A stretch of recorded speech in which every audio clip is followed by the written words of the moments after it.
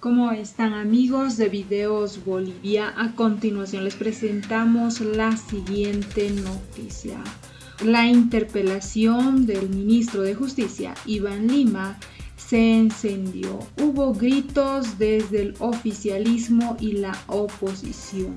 Iván Lima sostiene que no hubo fraude electoral en 2019, situación que desató gritos entre el oficialismo y la oposición. La interpelación se encendió cuando el ministro de Justicia se refirió a los conflictos sociales de 2019 y aseguró que la justicia boliviana no halló evidencia de irregularidades en el proceso electoral. Escuchemos las polémicas declaraciones por parte del ministro de Justicia, Iván Lima, y luego continuamos. Y los invito a quienes en este momento están haciendo afirmaciones en contra de los fiscales y en contra de la justicia, que presenten acusaciones particulares. Vayan a los tribunales y presenten acusaciones particulares. Vayan a los tribunales de justicia y presenten las pruebas. Presenten las actas falsificadas. Presenten las papeletas que han sido adulteradas. Presenten una sola prueba. No han existido pruebas que determinen un fraude electoral en este país. Y por ese motivo ustedes no pueden presentar acusaciones particulares, porque no existe una sola prueba ni un elemento que sostenga que existe en este país un fraude electoral. En los 9 tribunales departamentales electorales se ha procedido a llevar a juicio a 5 vocales por departamento. ¿Qué fraude puede haber en un departamento como Tarija, en el que Carlos Mesa ha ganado la elección? Explíqueme cuál es el fraude que puede haber en Santa Cruz, donde el movimiento socialismo no ha ganado la elección. ¿Cómo me pueden decir que ha existido fraude si no han presentado una sola acta? No hay una sola acta que haya podido ser presentada como prueba. Esta es la situación. Esta es la verdad. Esto es lo que dice la justicia. Que esta Asamblea Legislativa ha designado al exministro de Justicia, Héctor Arce, porque vamos a llevar este caso ante los tribunales internacionales. Lo vamos a llevar al Consejo de Seguridad y lo vamos a llevar ante todas las instancias necesarias, porque lo que ha ocurrido en este país es un abuso de la OEA y de Almagro a la buena fe que ha tenido el expresidente Morales y el movimiento al socialismo para permitir que se revisen todas las actas y se realice una auditoría electoral. Tiene la palabra, por favor, diputadas, ponga orden. Tiene la palabra diputada Marioli Daisy Morón.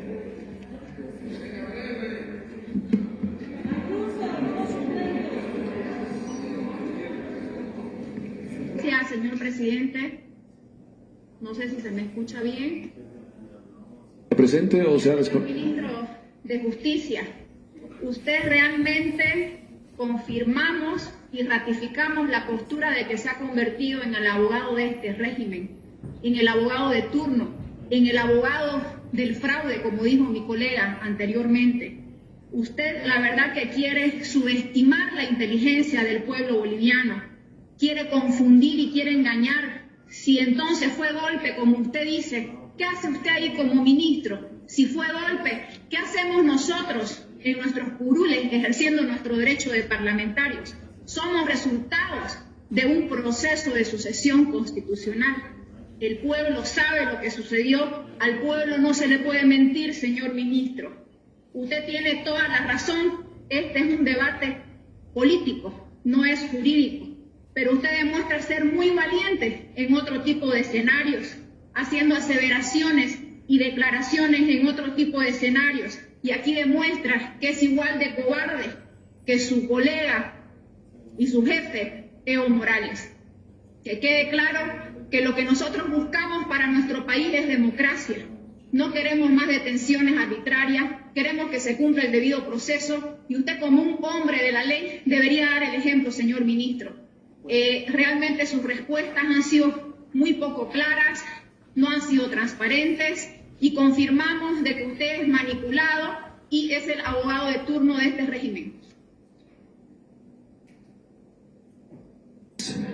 Muchas gracias. Tiene la palabra diputada Alba Moreira. Les interesa, porque en este caso, y con todos estos hechos, señor ministro, en este cálculo político, ahora seguramente van a querer utilizar de alimentos y organización para evitar los feminicidios en contra de las mujeres en el país. Sin embargo, de todos nosotros como ciudadanos y parlamentarios, última línea de defensa de la libertad. El Ministerio de Justicia y Transparencia Institucional es que no tuvo participación en dichas actuaciones relacionadas con la detención de la señora Áñez. A partir de esta constatación, de esa revisión, el Ministerio de Justicia tenía la obligación de otorgarle a la señora Áñez la posibilidad de que tenga un abogado de la defensa pública, y de eso me ha asegurado, de que tenga acceso a sus abogados, de que pueda ser escuchada en el marco de un debido proceso y que se lleve adelante una audiencia que ha tenido tal publicidad que ha sido transmitida en la página de Facebook de varios medios de comunicación. Se ha planteado en reiteradas oportunidades por parte de los abogados defensores de la señora Áñez que ella debe ser juzgada pasando por esta Asamblea Legislativa, y el órgano judicial, los jueces de este país, los tribunales de apelación y aún todavía no el Tribunal Constitucional están analizando este aspecto. Y hay casos como los referidos a la empresa boliviana de alimentos, en los cuales ella desde el primer momento, por elegir mediante una resolución suprema a la directora de la empresa boliviana de alimentos, está siendo juzgada en la vía ordinaria. Se le miente nuevamente al país. No hay en la interpretación del artículo 168 y 169 de nuestra Constitución Política del Estado la posibilidad de que el segundo vicepresidente de la Cámara de Senadores asuma sucesión constitucional. El orden es muy claro, inclusive en la sucesión inmediata, urgente y de hecho, asume el presidente, el vicepresidente, el presidente del Senado y el presidente de diputados. Quien ejercía en ese momento la presidencia de diputados era Susana Rivero. Y Susana Rivero no renuncia sino prácticamente 10 días después. Por lo tanto, existen muchas preguntas que deben realizar los fiscales y que las han estado realizando en el marco de un debido proceso. Toda esta situación es una situación que se tiene que dar en el contexto de una investigación penal. La situación que se está presentando en el país es que no existen elementos para sostener que existió una sucesión constitucional, porque lo he demostrado. No hay un pronunciamiento del Tribunal Constitucional, no hay el quórum en la Cámara de Senadores y en la Cámara de Diputados, y hay un presidente en ejercicio que podía asumir la sucesión y se llama Susana Rivero. Todos los elementos de la existencia de un golpe de Estado se han dado, se han consolidado, y eso se va a demostrar en un debido proceso. Ese es el objeto del proceso penal que se está discutiendo. Y si se va a discutir con argumentos jurídicos, los argumentos hay que llevárselos al Poder Judicial, hay que llevárselos al Ministerio Público y hay que argumentar con pruebas, con documentos. No hay que demostrar las afirmaciones de lo que necesitamos o lo que entendemos que queremos sentir y queremos decir. Decía, estimados diputados, que hay en este momento una situación, una interpelación que debe ser respondida en esos términos. Me encantaría poder responder a otras de las preguntas, interrogantes y los casos que han planteado, pero no es propio y yo soy un hombre de derecho que debo respetar la interpelación que me están dando. Ahora,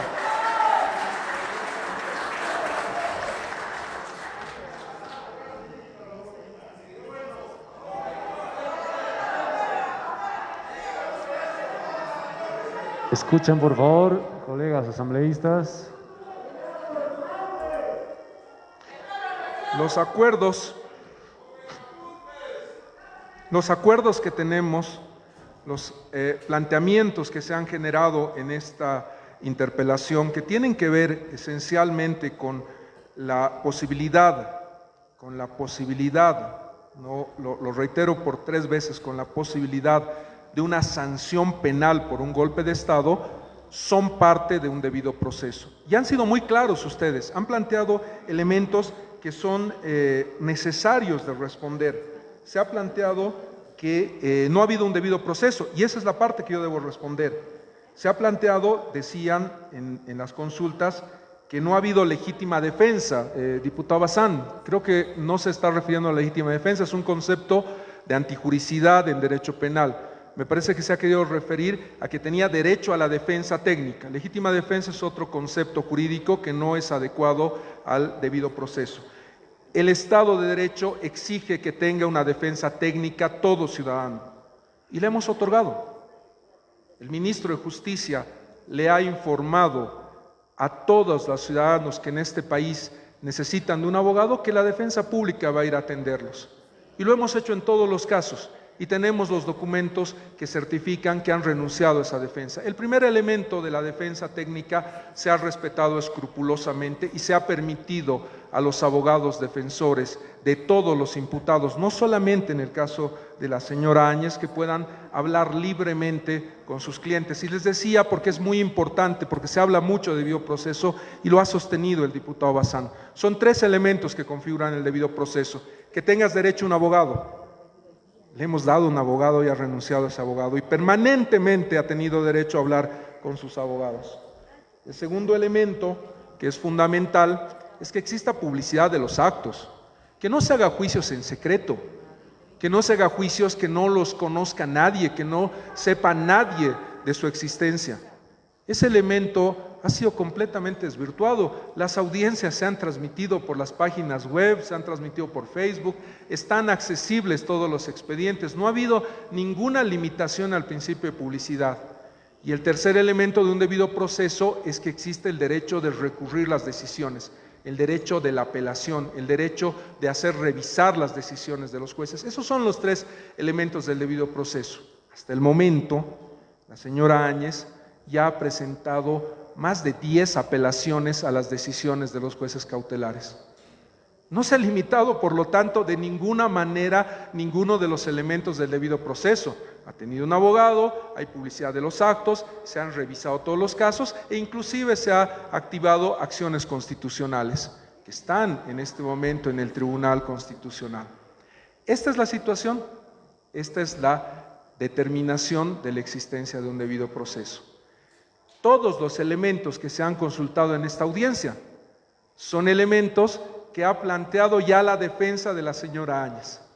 Los elementos que tienen que ver con la aprehensión, con el inicio de la investigación, con la forma en la que se ha procedido a la aprehensión de la señora Áñez, ya han sido objeto de evaluación por parte de los jueces cautelares y han sido apelados. Y en todos los casos se han rechazado los argumentos presentados por la defensa de la señora Áñez. Esta es la situación.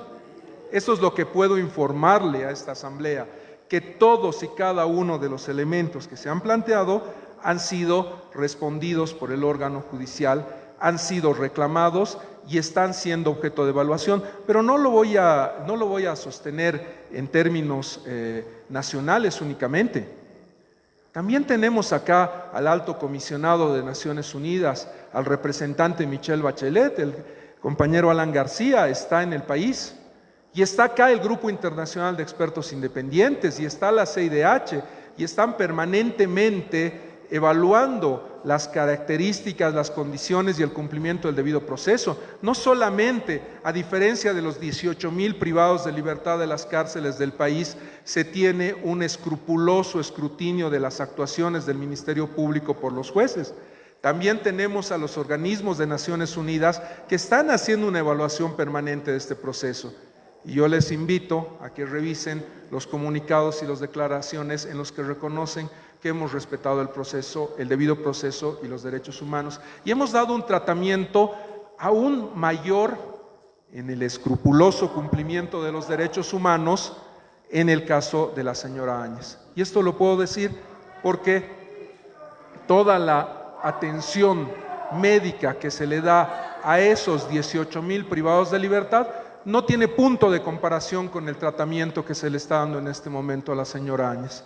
Hay un médico que está dispuesto a atendiéndola permanentemente. Hay en el centro de Miraflores un ambiente que tiene todos los elementos médicos para que ella pueda acceder al derecho a la salud que tienen todos los bolivianos. Hay derecho a que se entreviste con todas las personas que deseen entrevistarse, y ha habido asambleístas que le han ido a visitar, y hay permanentemente organismos de derechos humanos que están supervisando el régimen de esa detención preventiva. Es decir, los elementos de respeto a los derechos humanos, si no se han respetado, han sido en el elemento de la igualdad que deberíamos darle a los otros 18,000 privados de libertad. Le hemos dado un tratamiento privilegiado, un tratamiento que no tienen esos 18,000 privados de libertad, y lo hemos hecho justamente en la consideración de que este es un proceso que afecta a la democracia, porque en este proceso se va a demostrar que ha habido un golpe de Estado, se va a demostrar con argumentos jurídico-constitucionales que lo que ha habido acá es una ruptura del orden constitucional, que se ha aplicado el artículo 168 y 169 arbitrariamente, violando la Constitución. Ese es el objeto del proceso penal que se está llevando en este momento.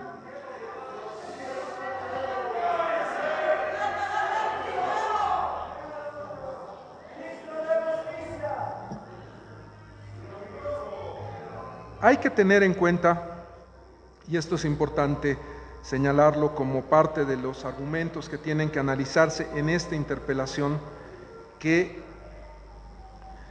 hay un elemento que se tiene que presentar y que se tiene que analizar permanentemente, y lo han dicho ustedes, que yo soy el encargado de construir la narrativa, que la narrativa tiene que construirse a partir de elementos que pareciera que es malo que existe una narrativa. Y la narrativa, estimados asambleístas, es un elemento del derecho procesal penal que tiene que basarse en una construcción de teoría del caso. Tiene que haber lógica, tiene que haber argumentación en lo que ha ocurrido. Si los hechos no tienen una cadena de conducción, si no existe la palabra que ha utilizado la distinguida diputada Álvarez Camacho en relación a la construcción de un proceso penal, no tenemos un caso. Eso es lo que entiende la teoría del derecho procesal penal como la posibilidad de encontrar congruencia entre una acusación y una sentencia. Los actos aislados tienen que ser parte de la narrativa, de la historia, de la construcción. Un juicio es la explicación que le dan los fiscales y los defensores a los jueces para que entiendan lo que ha ocurrido, para que entiendan lo que ha pasado en un determinado caso. Eso es debido proceso. Y en un juicio, en un proceso, se enfrentan dos narrativas necesariamente. Y eso no es malo. Eso no es malo desde ningún punto de vista, porque tiene que haber narrativas, pero esas narrativas tienen que estar sustentadas en pruebas. No hay que tenerle miedo al derecho a las pruebas. No hay que tenerle miedo a la posibilidad de construir justicia, de construir derecho desde los jueces. Pero esa construcción de derecho tiene que realizarse en respeto a la Constitución. Este ejercicio que se da en los tribunales de justicia no es un ejercicio que dé ni el Poder Ejecutivo ni la Asamblea Legislativa, pero por ese motivo no podemos inhibirnos de debatir estos temas. Si siguiéramos los argumentos que nos están planteando en esta interpelación, deberíamos no hablar del tema hasta que se emita una sentencia con calidad de cosa juzgada del Tribunal Supremo de Justicia. Esa debería ser la manera de discutir escrupulosamente el debate de fraude, golpe y el que se ha planteado en esta Asamblea. Y eso no es posible. Y eso no es posible porque el país necesita respuestas de la clase política, necesita respuestas del ministro de Justicia y necesita respuestas de sus asambleístas. Son los escenarios políticos como este los que permiten encontrar la verdad de lo que ha ocurrido, y son actos como el de la interpelación los que permiten dar información de calidad a los distinguidos asambleístas. Yo lamento que entre el 13 de marzo y el 17 de marzo, la fecha de la interpelación, no hubieran tenido los diputados los elementos suficientes como para sostener las preguntas o realizar las afirmaciones que realizan. Tenía que referirme en esta respuesta a la interpelación a otros elementos. Estos elementos ahora van a ser objeto de la réplica por los diputados y yo finalmente tendré el derecho a la dúplica en términos acotados de tiempo. Pero ese es el procedimiento de interpelación. Yo debo sostener que todo lo que se está dando en este momento en el país, y es mi obligación como ministro de Justicia, está pegado al debido proceso. Es la afirmación que vengo a darles. Esas fueron las polémicas palabras del ministro de Justicia, Iván Lima, durante su interpelación en la Asamblea Legislativa Plurinacional. El ministro de Justicia afirmó que no existió prueba sobre las denuncias de fraude electoral en las elecciones generales de 2019.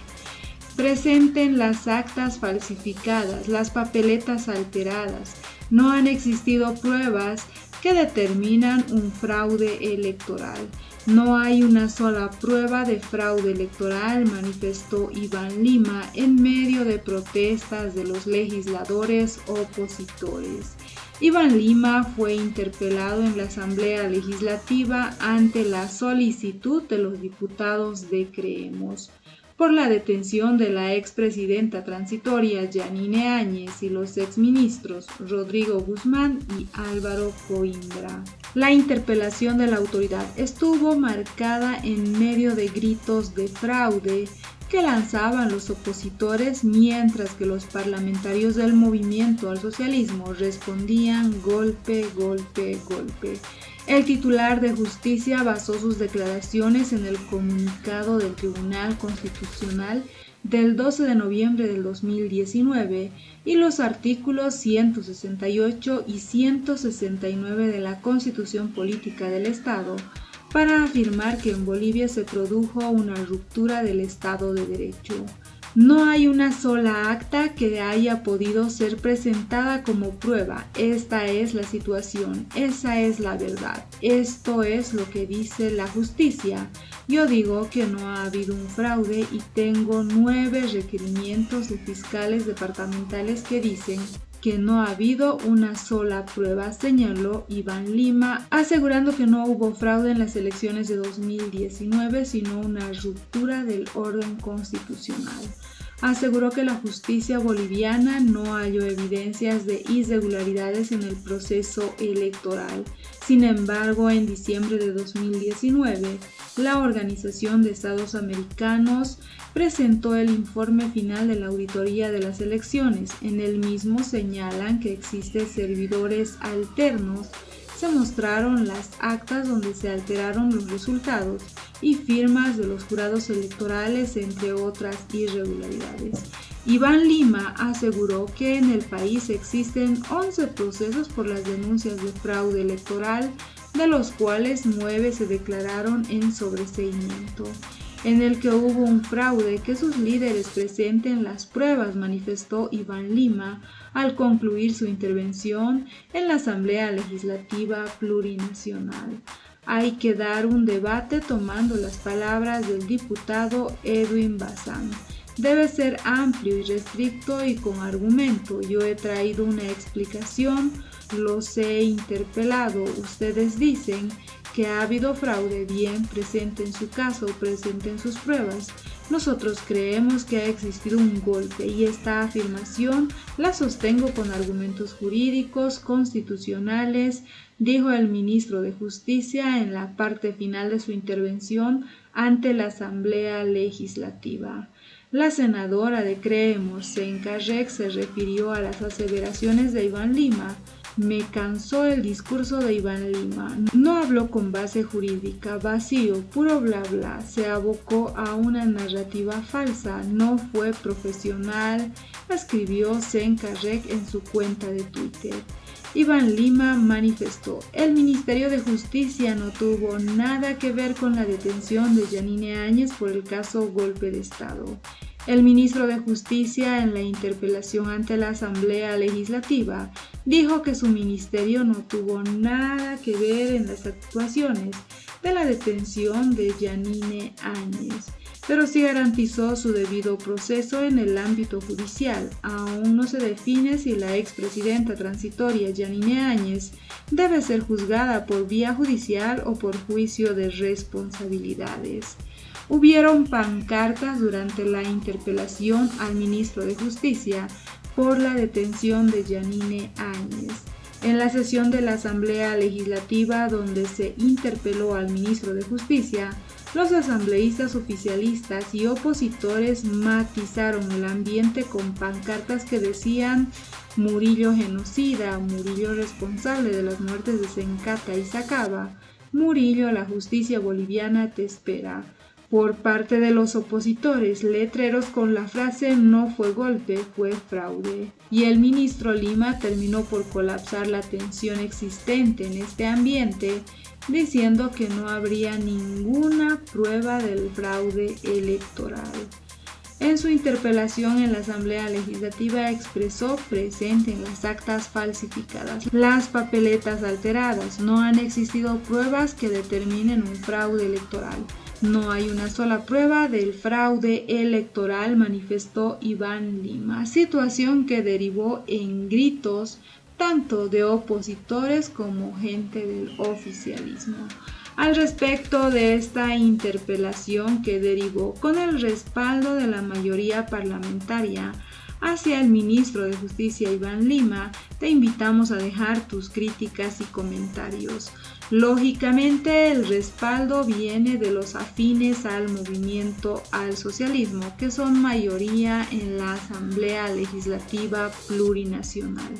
¿Qué opinan ustedes al respecto de las palabras del ministro de Justicia, Iván Lima, quien en un tono elevado manifestó que nunca hubo fraude en Bolivia, sino una ruptura del orden constitucional, dando lugar al argumento de golpe de Estado de Evo Morales? ¿Creen ustedes que el ministro de Justicia está parcializado con un lado de esta discusión y no es imparcial al ver los conflictos desarrollados en Bolivia en noviembre de 2019 tras haberse anulado las elecciones de 2019 por un presunto fraude existente en este proceso electoral, situación que derivó en la renuncia de Evo Morales, además de su salida inmediata del país en busca de un asilo político primero en México y posteriormente en Argentina?